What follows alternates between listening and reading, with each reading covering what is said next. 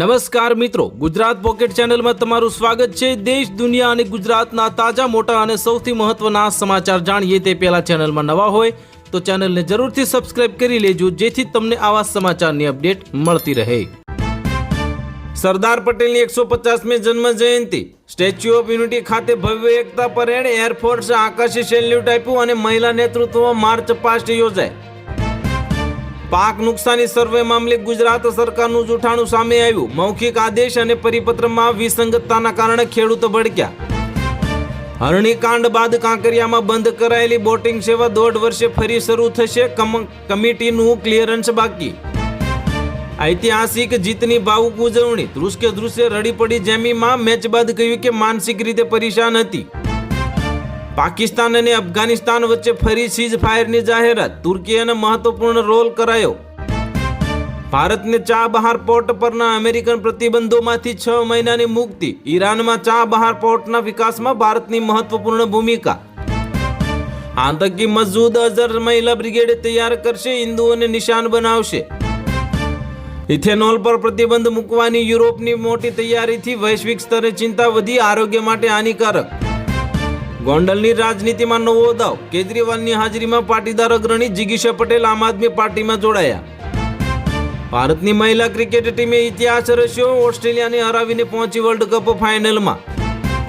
રશિયાએ યુક્રેનના 2 મોટા શહેરોને ઘેર્યા, બુધવારે ડિફેન્સ વોલ તોડી નાખી, પુતિને શરણાગત થવા કહ્યું તેમને। ગુજરાતની મુલાકાતે પ્રધાનમંત્રી મોદી, 1220 કરોડ રૂપિયાના વિકાસ પ્રોજેક્ટ્સનું ઉદ્ઘાટન, સ્મારક સિક્કા અને સ્ટેમ્પનું લોકાર્પણ થયું।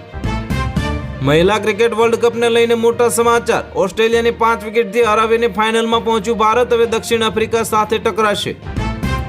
ગુજરાતમાં પ્રધાનમંત્રી નરેન્દ્ર મોદીની હાજરી છતાં ભાજપમાં ભંગાણ યથાવત, રાજકોટમાં ભાજપને 11 નેતાઓએ કર્યું અલવિદા। જૂનાગઢથી મોટા સમાચાર, ગિરનારની લીલી પરિક્રમા હવે કરવી કે નહીં તેને લઈને તંત્ર મૂંઝવણમાં આવ્યું। માવઠાના કારણે ગિરનારની લીલી પરિક્રમા પર સંકટના વાદળ ઘેરાયા। ભારત 8 વર્ષ પછી મહિલા વર્લ્ડ કપ ફાઇનલમાં પહોંચ્યું, જેમીમાં રોડ્રિગ્સ હરમનપ્રીતે રેકોર્ડ બ્રેક જીત અપાવી। કેસરગંજના ભૂતપૂર્વ સાંસદ અને અગ્રણી રાજકારણી બ્રિજભૂષણ શરણસિંહના હેલિકોપ્ટરનું ઇમરજન્સી લેન્ડિંગ, પાયલટના સતર્કતાથી દુર્ઘટના ટળી। સ્ટેચ્યુ ઓફ યુનિટી ખાતે વડાપ્રધાન મોદીના હસ્તે ₹30 કરોડના ખર્ચે તૈયાર 25 નવી બસોનું લોકાર્પણ કરાયું। કમોસમી વરસાદના મારથી પાક ડૂબી જતા ખેડૂતોને રાતા પાણીએ રડવાનો વારો આવ્યો। ઉના પંથકમાં રાવલ નદીના પાણી ખેતરોમાં ફરી વળતા ધોવાણ થયું, કપાસના પાક તણાઈ ગયા। હિંમતનગરના 18 ગામના હજારો લોકો ઉડો હટાવવા માટે ભેગા થયા, તંત્રને આપ્યું 15 દિવસનું અલ્ટિમેટમ અને આપી મોટી ચીમકી। રાજકોટમાં ભાજપ કોંગ્રેસમાં ગાબડું પડ્યું, જિલ્લા પંચાયતના કારોબારી સભ્ય નરેન્દ્ર રાઠોડ સહિત આગેવાનો આમ આદમી પાર્ટીમાં જોડાઈ ગયા। યુટ્યુબ તેની પોલિસીમાં કરવા જઈ રહ્યું છે મોટો ફેરફાર, વિડીયો ગેમ, સ્કિન કોસ્મેટિક્સ અને જુગારને પ્રોત્સાહન આપતા વિડીયો માટે નિયમો કડક બનશે। સ્ટેચ્યુ ઓફ યુનિટી ખાતે વડાપ્રધાન મોદીના હસ્તે 1220 કરોડ રૂપિયાના વિકાસ કાર્યોનું ઈદ ખાતમુહૂર્ત અને ઈ લોકાર્પણ થયું સંપન્ન। રશિયાએ યુક્રેનના એનર્જી સેક્ટર પર 650 ડ્રોનથી કર્યો ઘાતક હુમલો, સમગ્ર દેશમાં અંધારપટ છવાયો।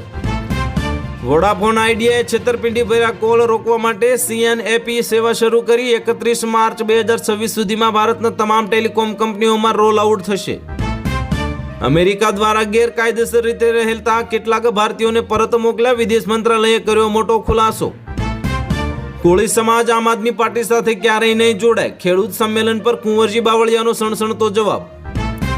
સરકારની બેવડી નીતિ સામે આવી, પાક નુકસાની સર્વેમાં મૌખિક આદેશ અને પરિપત્ર અલગ, ખેડૂતોમાં ભારે રસ જોવા મળ્યો। અમદાવાદ શહેરની ઓટો રિક્ષા પર સ્ટીકર લગાવવા માટે પોલીસ કમિશનર દ્વારા કરવામાં આવેલા હુકમ સામે રિક્ષા ચાલકોમાં રોષ ફેલાયો। ગુજરાતીઓ સાવધાન રહેજો, ગુજરાતમાં આગામી 4 દિવસ ખૂબ ભારે રહેશે અને 13 રાજ્યોમાં ભારે પવન અને તોફાનનું એલર્ટ કરાયું જાહેર। ટ્રમ્પના નકલી આધાર કાર્ડ કેસમાં મોટી કાર્યવાહી કરાઈ, મુંબઈમાં ધારાસભ્ય રોહિત પવાર વિરુદ્ધ FIR નોંધાઈ। ગિરનારની લીલી પરિક્રમાને લઈને મોટા સમાચાર સામે આવ્યા, પરિક્રમા થશે કે નહીં તે અંગે કાલે લેવાશે નિર્ણય। ભારતના આગામી ચીફ જસ્ટિસ તરીકે જસ્ટિસ સૂર્યકાંતની નિમણૂક થઈ, 24 નવેમ્બરે પદ ગ્રહણ કરશે।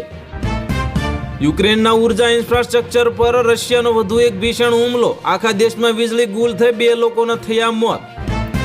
ચંદ્ર પર જવાની ચીનની મોટી તૈયારી, મૂન મિશન માટે લોન્ચ કરશે શાનજુ 21 મિશન.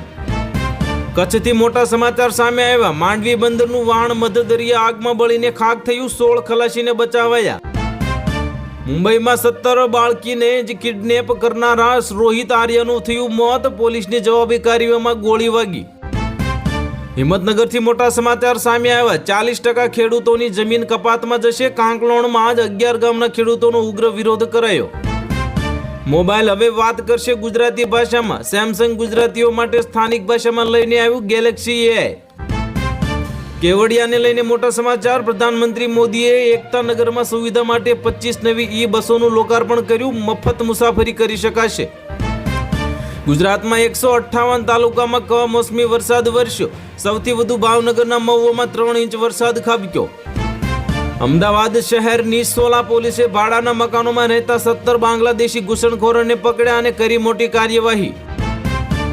2 યુવરાજોએ ખોટા વાયદા આપવાની દુકાન ખોલી છે. પ્રધાનમંત્રી મોદીના રાહુલ ગાંધી અને તેજસ્વી પર આકરા પ્રહારો કર્યા.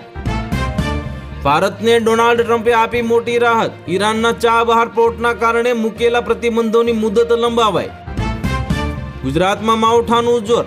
ગાંધીનગરમાં ધોધમાર વરસાદ બાદ અનેક વિસ્તારોમાં પાણી ભરાયા.